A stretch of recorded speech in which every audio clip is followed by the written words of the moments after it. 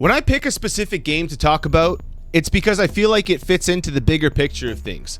I don't just pick a game because it's nostalgic to me or because it's the new game I'm hyped about. I pick a game when I feel like it fits into the broader spectrum of things going on in the video game industry. And the Ascent has been on the back of my mind for a long time. It's one of those games that didn't explode really big. It didn't become like a culture war talking point. It didn't really get endlessly debated. It didn't get crazy good reviews, but it didn't get crazy bad reviews. It just kind of quietly came out, did a lot of things right, and then slowly faded out of the conversation. And the more I think about it, the more that kind of bothers me. Because when you look at what the Ascent is and how it was made, it feels like the kind of game we want more of, but rarely support when it actually shows up.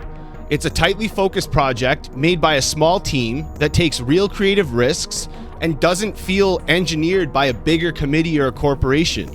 So this video isn't just about AA games in general, it's about the Ascent and why this specific game matters more now than it did when it originally launched.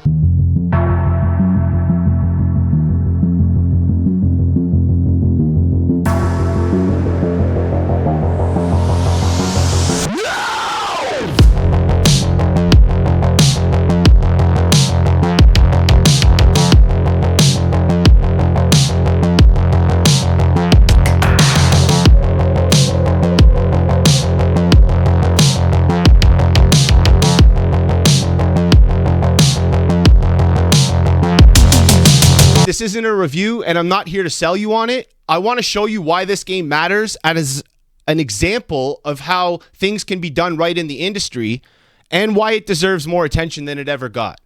And real quick, if you're new here, this channel is all about looking at games and the gaming industry through like a bigger picture and not just saying, hey, this is a cool game, but talking about why certain games matter. So if you enjoy that kind of discussion, leaving a like or subscribing really helps the channel and the community grow. So either way, thanks for being here, and let's jump back into this. AA sits in that middle space between indie and AAA. Indie games have freedom, but not usually the scale. AAA has the scale, but almost no tolerance for risk anymore, so not a lot of freedom. AA is one of the last places where you can still have real resources, but the freedom to experiment in your game. That's why the Ascent matters. It lives in that space where big ideas don't get buried under massive teams or endless layers of approval. And the reason that matters becomes very clear once you look at who actually made it. It was made by a small Swedish team called Neon Giant. And during development, the core team was only about 11 or 12 people. That number matters, not in a marketing way, but in like a reality check kind of way. These weren't hobbyists throwing something together on their nights off or their weekends. The founders of Neon Giant were industry veterans who had already worked on big games at larger studios before deciding to do something smaller and more focused. They knew how AAA pipelines worked, and they deliberately stepped away from that model to build something tighter and more personal and more experimental, which is something you don't really get to do in the AAA space. And when you look at the Ascent through that lens, it kind of all clicks into place. The cohesion, the confidence in its systems, the way the world feels dense instead of spread thin like a regular open world would. This feels like a game made by a group of people that knew exactly what they were trying to make, instead of hundreds of people all responsible for tiny pieces of like a much safer plan. What makes this even more interesting is that they weren't trying to punch above their weight in like a flashy way. They weren't chasing scale just for the sake of it. Look at this big game that we have. They focused on making one world feel really good and really alive, one combat system that feels really good and really deliberate, and one cohesive vision that makes it all come cleanly together. It's an isometric action RPG cover shooter, I guess you could say, set in a cyberpunk world built around twin stick shooting, RPG progression, and like an open, interconnected open world city. Think Cyberpunk meets Gears of War meets Diablo. You can play it solo or with up to 4 players in co-op. The basic setup is a massive arcology collapses, the corporate power structure falls apart, and the government falls apart, and everything underneath it basically starts to rise and rot. And you're not saving the world, you're just navigating in the aftermath of this kind of disaster of like a corrupted cyberpunk city. And where it immediately starts to feel different is literally as soon as you pick up the controller and start moving your character around. Combat isn't like chaotic or spammy like it might look like if you're just watching a video of it. It feels very deliberate. You're aiming high and low, but in an isometric view. You have to use cover properly, like in Gears of War. You're ducking behind objects, repositioning all the time. It almost feels like a cover shooter that you just view from above. And as someone who loves isometric views, this is just like a dream for me. You're thinking about like your lines of sight, the elevation matters, and enemy placement, where they are and how they act, and their AI is amazing. It's like precise. It doesn't feel stiff. Every fight feels like designed, and the areas feel like they're designed for you to be able to have proper fights in with different kinds of options. It's just really well put together in that way. And the design shows how it really focuses when it comes to the bosses as well. The bosses aren't just like bigger enemies with more health. They actually force you to like engage with its strategies and its combat systems and its healths and its like weaknesses and strengths. It's just all comes together really well. Every system feeds into the next system. Positioning matters, cover matters, managing your abilities matters. They feel like, honestly, the bosses, they feel like, I don't know how to explain it, but it's not like just like a check mark point, like, okay, you're a little bit further in the game, like where a normal boss feels. Like it feels like, okay, this is going to make you explore how all the different mechanics works and makes you question your build and makes you actually interact with the systems. It's just really well done in that way. On top of that, the RPG systems actually matter.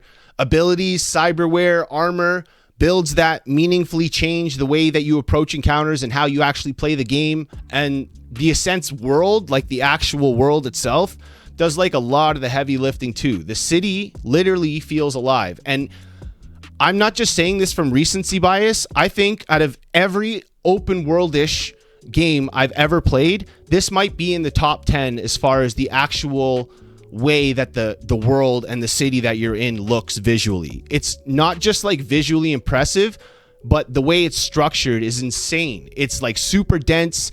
It's super vertical with all kinds of layers, districts stacked on top of each other instead of just spread across like a plain empty flat space. You're constantly moving up and down in elevators and stairwells, alleys, industrial fucking sites, corridors that go through and lead you to whole different parts of the map, underground parking garages. The verticality makes the world feel massive, but without being like bloated, and it helps everything really feel interconnected instead of just like segmented into zones, because even the buildings that don't have something in it, like a secret or something, still let you go inside. This game has so many just little restaurants and bars and little cyber cafes and just weird things that you can just go in to see what people are doing and living their life, just to make the world feel more immersive and more alive. And they didn't have to do a lot of that. The amount of buildings I found that I could just walk in for no reason, just for the sake of the building being able for you to walk into, was awesome. And they don't really do that in games very much. The interconnectivity is reinforced by how progression works too. In a lot of ways, the Ascent almost plays like a Metroidvania. Certain areas are locked off until you upgrade your hacking gear or unlock specific abilities, which encourages exploration without overwhelming you all at once.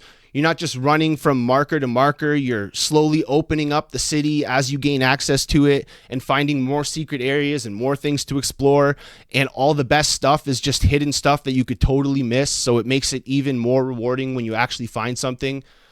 It makes the world feel super cohesive and like everything belongs. The atmosphere is where the game put me over the top, and I was like, I'm making a video about this. The lighting, the music, the sound design, which is the stuff that all works together to make atmosphere, gives this game the feeling of everything being alive and breathing. The neon signs literally have like that neoning, like humming sound, the little sound effects of the street, paper going by you, cars going by, people's talking, rumbling in the background. The music shifts with the different locations or the different moods. You enter a nightclub, you hear the nightclub music. You walk further away from the nightclub, the music starts to get a little dimmer until you don't hear it anymore. It's so realistic. The walls and stuff, if I'm shooting at them, they start to break apart and crumble. Everything just feels like real in the game. And it doesn't get exhausting either. Like, you would think like, okay, if the city's that big and there's so many areas to go into and everything feels so alive, then there must get a little bit like overwhelming. It doesn't. The way it kind of gates you off to certain areas until you're ready, and the way it lets you go into certain areas when you're not ready, it's just so well done. It feels like a place people actually exist in, and it's really awesome for that reason. And I don't even normally like the cyberpunk type of setting, but this world was and is so well done. And here's a layer that most people never really dig into. The codex and the lore system in the Ascent are so deep. You've got detailed entries on factions, the different terminologies, the tech, the characters, the creatures, like a bestiary about all the different enemies. It fills out the world so much more. Every time you enter a new area, it updates your codex and gives you like an explanation about what that area and its history, so that anytime you're at any part of the world, any character you meet, any place you go, doesn't just feel like a place you're going or a person you're visiting. It feels like they're a part of that world, and the codex teaches you about them and that world. It just gives you no way to not feel immersed in every type of way that they could do to make you feel immersed in the game. It seems like they did. And none of that's like required to do in a game like this, but they put it all in there anyways. So that just shows the level of care that these devs had for this world that they designed. If you look at what happened behind the scenes, not long after release, Neon Giant was acquired and folded into a larger publisher, and the team didn't vanish, but they also didn't really stay in the public eye. They moved to like a new project now, which is under heavy NDA, so I can't figure out a single thing about it. But we don't get any updates or no visible follow-ups or anything for the Ascent anymore, and we're not getting any updates about the new game. So I have no idea what's going on in the future with this team, but from what I understand, they're working on an even bigger open world game, working on improving the concepts that they built around this one. So I don't know if that means another isometric, like twin stick shooter RPG type game, or if that means they're going to try and do the open world third person view. I really hope they don't do that, just because that's what everyone else does, but I'm excited to see what's going to happen with this team in the future. But the last thing I want to leave you guys with is the main point of this video. This game did everything right.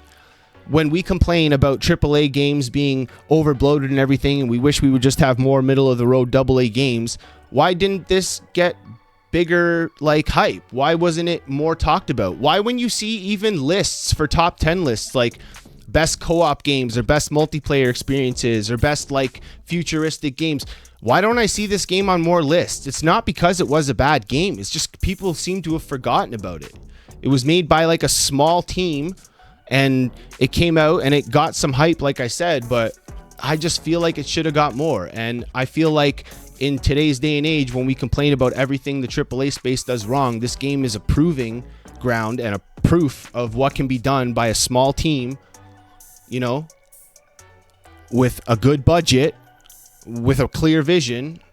This is what happens. The Ascent is more than just a solid cyberpunk RPG. It's literally a case study. It shows what's still possible when a small, experienced team is allowed to build something without fear of, oh my god, what's going to happen if this screws up. It proves that AA isn't dead. It proves that it's the best thing for the industry right now, and it's necessary. And it's also why I think that if you look at the future of games, and there's a video that I've just released talking about that, I think the future is AA, and I think we're going to get more experiences like this, because these big over-budgeted AAA games made by hundreds and hundreds of people with studios that just closed down, I don't think that's the future. I think the future is core, awesome, focused experiences like the Ascent. So if we actually care about innovation and creativity and games that feel like they were made by passionate devs instead of like big corpos, then these are exactly the kind of projects we should be paying attention to. Hey guys, real quick before we go, I just want to say that I've been having a lot of fun with this channel, and I started taking it seriously and ramping up the content. And to any of you that have watched to the end of this, I really appreciate you. Please maybe share around the video to your friends, leave some comments, like. If you made it to the end here and you haven't subbed already, go ahead, please sub, come back and hang out with me later. It's really nice to be able to just talk about games that I'm passionate about, whether they're old or new, just because I feel like they have something bigger to say. And I know that talking about an older game like the Ascent isn't going to get the channel the traction we need to be pulling for right now in these opening, years or whatever, but I don't care. I really love this game, and I feel like it's incredible, and I feel like more people should give it a chance. And it's an older game, so you're going to see it on sale all the time now too. So my spotlight game of the week, The Ascent. I hope you guys took something good for that. I really appreciate you guys being here. Come back and hang out with me next week. I got videos every Monday and Thursday morning, so look out for those. All right, see you guys.